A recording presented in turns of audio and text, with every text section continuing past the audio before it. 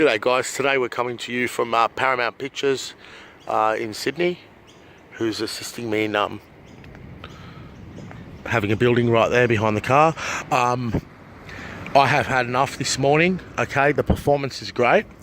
I've got, for those guys just watching recently with this car, I don't know if I've mentioned with this car all the bitching and moaning about the fuel quality in Australia. It's shocking, but Mobile is the one I use, the Supreme Plus. It never fails to make this car drive so well. And I know an ex-petrochemist, and he said that Mobile and BP are the same, but I filled up BP here. The car was running like a dog. And this is the thing, guys, about petrol. And this video is not about petrol, but I've got to mention it as part of the performance of the car. When the petrol goes down and you got a bad tank, it's all good in the beginning, and then the performance just slowly deteriorates in the drivability, and it's all about the petrol. It really is. I don't know, maybe the US buyers don't have this, okay? Now, I don't know much about the 91 flex fuel thing. I know it's $3,000 or $4,000. But what this video is now about is about the weight of this car. Once again, it's too heavy. That I've heard now, I reread some comments, it's 60 kilograms heavier than the 2016, and I can't stand it for that. Okay, the wheels are heavier. The rotating mass of the wheels, someone very kindly said, is heavier, and that's what it is. Like, you go into a corner, the freaking thing slows itself down. So what I did this morning, I've gone and I've mentioned, you know, you don't go mucking around here with the tyre pressures if you put 39 here because our road's camber to the left.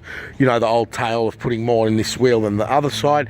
The car begins to steer adversely. Now, I've not accelerated hard or whatever, but I've just stopped over at a digital gauge and I've rechecked each wheel 5 times, right, with my own thing. I've put 37, 42, 37, 42. Immediately the car's more nimble, slightly, but it's not good enough, okay? Every time I throw this car into something, it's as if the tyres are at 15 PSI, fucking slowing the car down.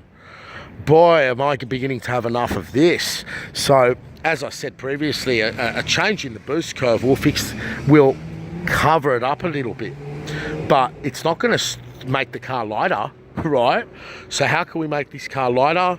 There's some great comments from Chris. God help me if I get his name wrong. They're so cool. The UK people: Chris Smith, Mason, Ashton, Kylie, and Corby.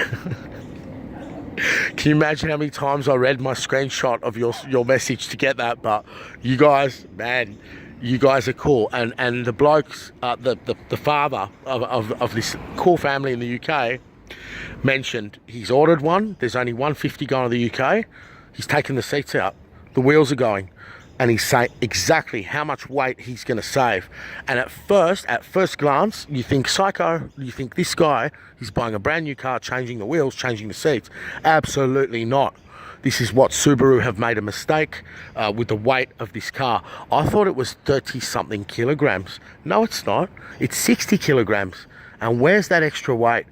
I reckon in the improvement in narrow offset crash performance and in these damned wheels and in these seats. Now, how are these seats heavier than the previous ones? I don't know. They shouldn't be. Can anyone answer me? I mean, I can undo 4 bolts and lift the thing up with my hand, but I don't know how much the leather ones weigh in the other one. Where are the weight gains in this car? It's got to be structural strength and wheels. Now, if each wheel is 4 or 3 kilograms more, that's 12 kilograms more on the wheels. Where's the 60 kilograms weight increase coming from? It's got a composite front end. They've taken the driving lights out. The thing feels like it's 2 tons. So they have fucked it, and it's very, very disappointing because obviously they've driven it on the off-road where the performance is now superior. It is just superior. I mean, what do you want to bash down a country road on? A car that you know, you cringe over speed humps in? Or this? This is the outright better driving car, but the steering's heavier. And then I read someone write the steering's lighter. I don't think so. I know it's not. No, it's not lighter. The steering's heavier, the car's heavier. But where's the car heavier? Is the sway bars thicker? How much heavier could the sway bars be? Sway bars can weigh a bit, okay? I've got the strut brace, which is a piece of crap, weighs nothing. It's not even got, in the middle, it's got, I'm going to show you guys. I'm going to show you, sit there, sit there, sit there. I'm going to show you guys, because I've got to go to work, and I don't want to forget. I keep forgetting to make a video about it. But, I got this out of them. I mean, I got a package of warranty and whatever. Okay, so under that STI logo is some join. What's that? Are they serious? So there's might be an adjustment there, but that's not a strut brace, okay?